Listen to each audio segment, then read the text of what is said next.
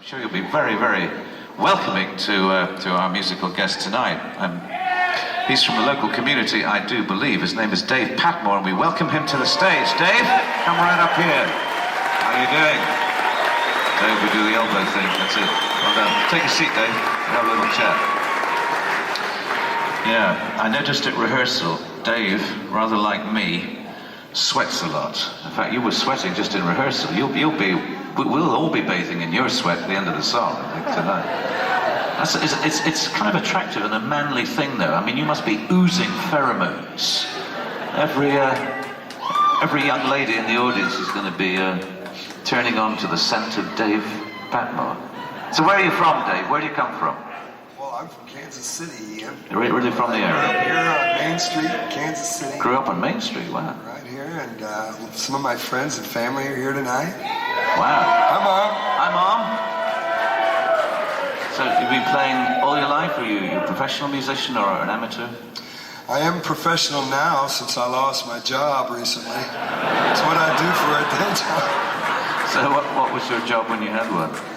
I redo old houses for low-income and no-income people. Oh, good. Great. Well, I would have thought you'd be really in demand. You lost your job because your employers didn't want you anymore, or? Well, no, it's really quite a demanding job. You know, we take old, beat-up, run-down crack houses and make nice, new crack houses.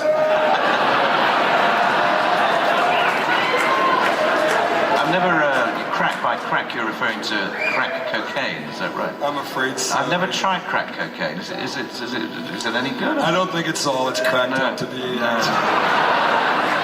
Well, you see, I'm alone almost in the world. Though Frank Zappa said he didn't take drugs, and Eddie Jobson didn't take drugs, so he said. But I know I didn't take drugs. It's not because I'm against it, I just never got round to it.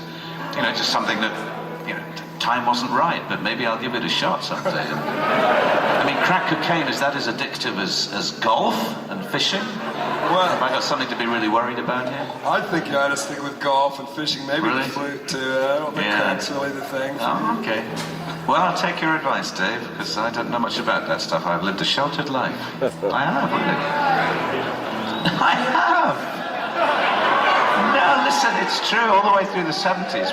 When we were the opening act for Led Zeppelin, Jimmy Page, the next morning after the show, Jimmy Page would always come with these, they just invented the Polaroid camera. He would show up with these pictures that he'd taken, which were always kind of weird, because he obviously held the camera like this, and it showed parts of Jimmy Page that even he probably hasn't seen for a few years.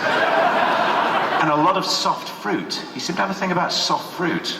And I knew there'd be a girl or two in the picture as well, but it was a kind of weird thing. And I was deeply shocked by all this. I actually got to bed by 11:30 and kind of locked the door and hide, because it's all a bit scary for me.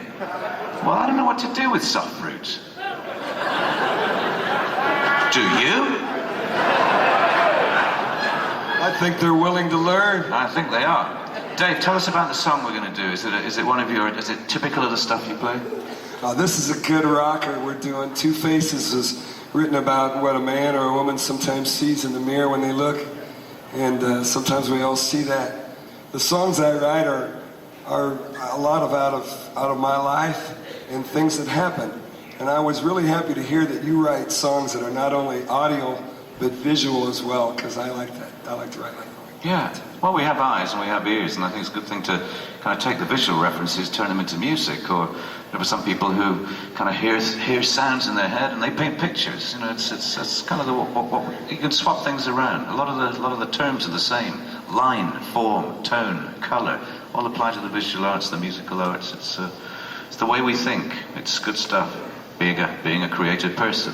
And Dave, I'm not glad you lost your job, and I'm glad you're going for it as a professional musician, and best of luck to you. Dave, did you have a CD out? We do. Can I make this shameless plug? Sure.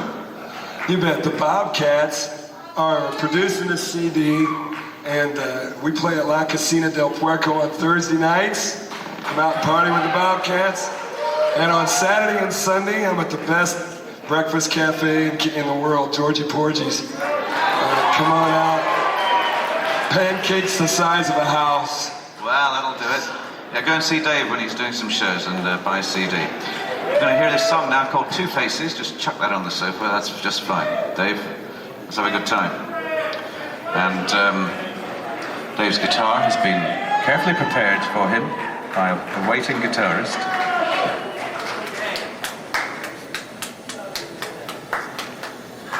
Actually, this song, in a kind of funny way, reminds me of, in some ways, of the kind of chordal patterns and things that old Jimi Hendrix used to do. It's got some eternal rock quality about this piece. We only learned this 2-3 hours ago, so it'll be a little rusty, but Dave knows it, so we'll just kind of follow him. Here we go.